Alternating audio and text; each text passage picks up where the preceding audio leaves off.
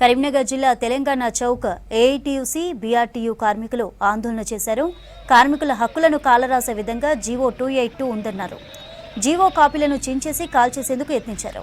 దీంతో పోలీసులు వారిని అడ్డుకున్నారు. కార్మిక వ్యతిరేక విధానాలకు పాల్పడుతున్నారంటూ మోదీ ప్రభుత్వానికి వ్యతిరేకంగా నినాదాలు చేశారు. అధిక పనితో కార్మికులకు నష్టం జరుగుతుందన్నారు కార్మికులు.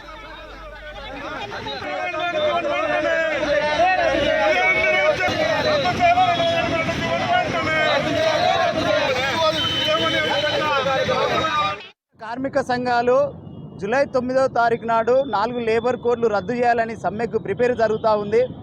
ఆ కాలంలో దీనికి ఐఎన్టీసీ కాంగ్రెస్ అనుబంధ సంస్థ ఐఎన్టీసీ కూడా ఈ లేబర్ కోడ్లు రద్దు చేయాలనే డిమాండ్లో పాల్గొంటుంది దేశవ్యాప్తంగా. ఇట్లా చూస్తూ ఊకుండా జూలై 9న జరిగే సమ్మెలో అన్ని కార్మిక సంఘాలను కలుపుకుంటూ పోతాం. రాబోయే రోజుల్లో ఈ 4 లేబర్ కోడ్ల కోసం 10 గంటల పని విధానం తీసుకొచ్చిండు.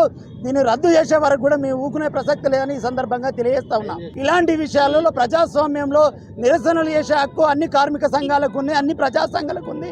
ఈ విషయంలో ఇప్పుడు కమిషనర్ గారిని కూడా కలుస్తున్నాం.